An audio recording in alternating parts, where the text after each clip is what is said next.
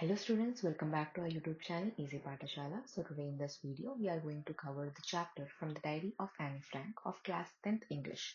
So in this video you are going to get the quick summary and the revision of this chapter. Also you'll be getting some keywords so that you can attract and impress the evaluator while writing your answers, and also some extract based questions are included which are mostly expected if they are being asked from this chapter. Right, let's go into the chapter. Let's wind it up everything in 10 minutes. Right, more videos of this English first slide have already been uploaded on the YouTube channel. Please go to our YouTube channel Easy Pathashala and please search it. Let's go quickly into the summary of this chapter, children. So, from the diary of Anne Frank, it is an autobiography of a young Jewish girl who wrote her thoughts in a diary. Right, she was having this habit of writing every thought that she used to get in her diary. Okay, first she felt that this was some unusual thing to pen down every single thought that she was getting into a diary, and she thought who would ever be interested in her experiences of a young girl, right? So she also named her diary as Kitty, and she considered that diary is her very loyal and a true friend, as she was not having any friend or anyone to talk with, right? So Anne felt that her diary had more capacity to observe thoughts than people with low patience levels would ever have. Further, she mentioned how much she loved her family, especially her adorable father, who gifted her the diary on her 13th birthday, right? So they have taken one instance which was written in Annie's diary. It was dated 20th June 1942. So Annie started by writing how her entire class was nervous about their exam results. Annie was confident enough of all other subjects, but she was little unsure about mathematics. She and her friend G pleaded the students to calm down and not make noise, but all went in vain. So she felt about a quarter of the class should be left in the same class. They were all dummies because they didn't participate in any other activities. Besides, Annie mentioned that how the maths teacher, Mr. Keesing, was annoyed by her talkative nature. He would often punish her with extra homeworks whenever she talked more his during his class. So, in the first punishment, he asked her to write an essay on a chatterbox, which is itself was a weird topic for Annie. So she began writing this essay. She gave a good thought to the topic and she decided to present all the convincing arguments in her essay. She was justifying her points towards her talkative nature and her trait which she inherited from her mother, right? After the teacher read the essay of Annie Frank, he was amused by it, and again he assigned a new topic to her, which was nothing but which was about an incorrigible chatterbox for her unreformable talkative nature. However, during the third lesson, Mr. Keesing had read enough of her justifications and assigned her another topic, which entitled Quack Quack Quack, said Mistress Chatterbox, as a punishment for her incorrigible habit. Annie almost ran out of thoughts after writing essays on similar topics previously. So she was writing on the same topic again and again. So this time she took the help of her friend Sammy, who was good at poetry, and wrote the essay from beginning to end and in a very statistical, satirical verse. So when her teacher read the essay, he took it lightly and thoroughly enjoyed it. Since then, Annie was allowed to talk in class and was never assigned any extra homeworks by Mr. Keesing for her talkative nature, because he had been having enough justifications of why has been she such a talkative girl in her essays previously.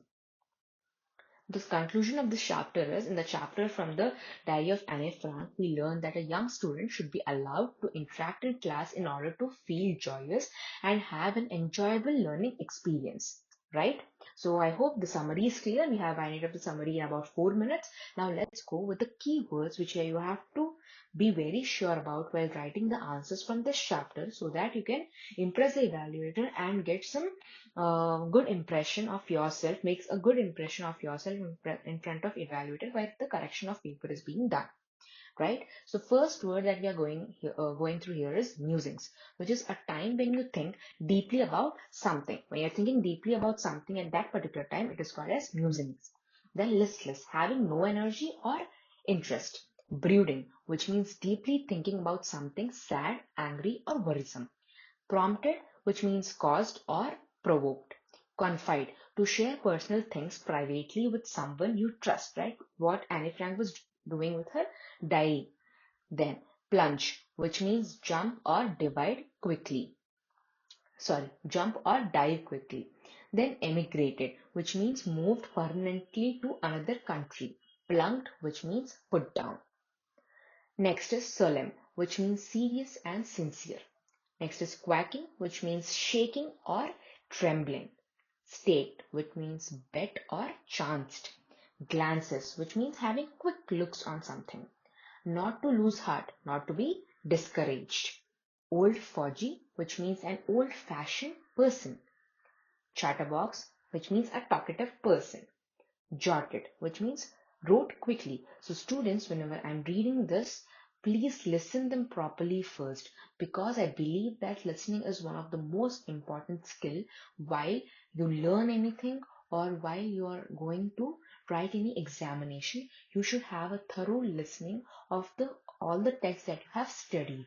You should first listen, then be able to write it down, and then learn it accordingly.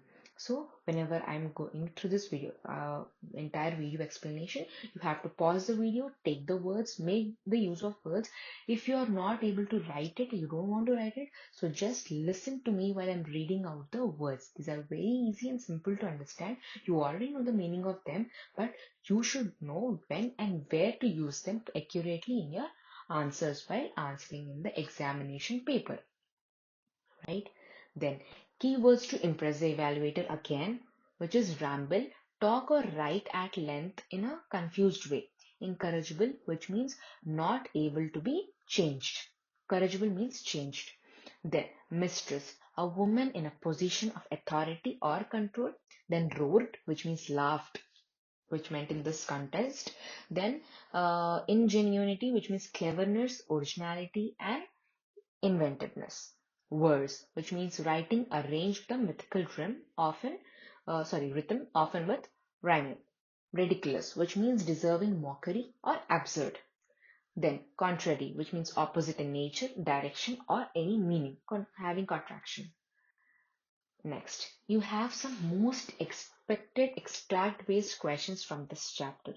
So you have to go through them thoroughly, and because if any extract-based question is being asked from this chapter, you will be asked only these two at maximum. So writing in a diary is a really strange experience for someone like me.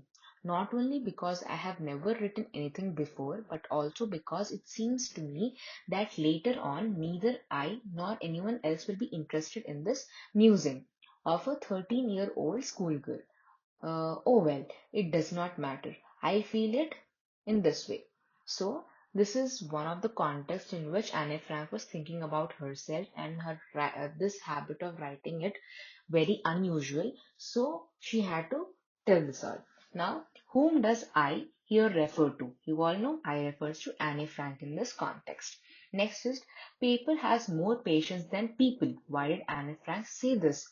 Anne Frank, uh, you know, said that because paper has more patience than people, because only one can rely on the paper to confide his or her secrets, and it listens carefully and silently, and it doesn't make any contractions, right? Contrary statements. The next, which word in the passage is like synonym or has the same meaning as deep thought, that is musing. Musing means writing down of deep thoughts, right? Next, what is a synonym of lethargic? Lethargic means listless, very reckless. So next one is, let me put it more clearly, since no one will believe that a 13-year-old girl is completely alone in this world.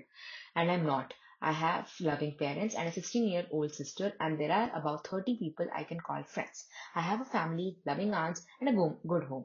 So no, on the surface, I seem to have everything except my one true friend.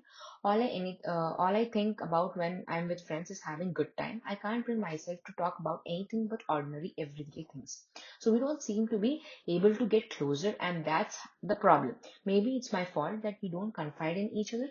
In any case, That's just how things are, and unfortunately, they are not liable to change. This is why I have started the diary. So, why was Anne Frank disturbed even when she had loving parents, relatives, and friends? Because she was surrounded by so many people, but she didn't have any true friend which she was aspiring for. Then, why did Anne Frank decide to write a diary? Anne Frank decided to write a diary because she could not confide in anyone and felt very lonely. Then find the word which means same as unlucky, which means unfortunately. To confide in somebody is to it means to tell somebody your secrets or personal information. See students, whatever we have read in this entire video, this is very simple and easy to learn. The thing is, you have to spend some time for it, as your first examination of board is English this time. So please learn all the chapters. I have already given everything under 10 minutes so that you don't waste your time. You don't have the time to read line by line all the chapters now at this end moment. You only have to go through the summary. Okay, you have to go through the all the keywords that you can use to impress the evaluator, then come to the conclusions, then write the most expected extract based questions from the each chapter, so that you don't lose those 40 marks in your literature part.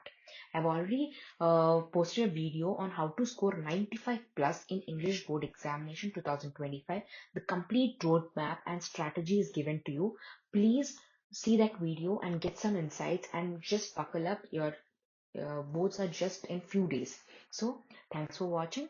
Please subscribe to our channel Easy Patashala and like the video, because it gives a lot of motivation to make more videos for you. All of this for your boards. You got this.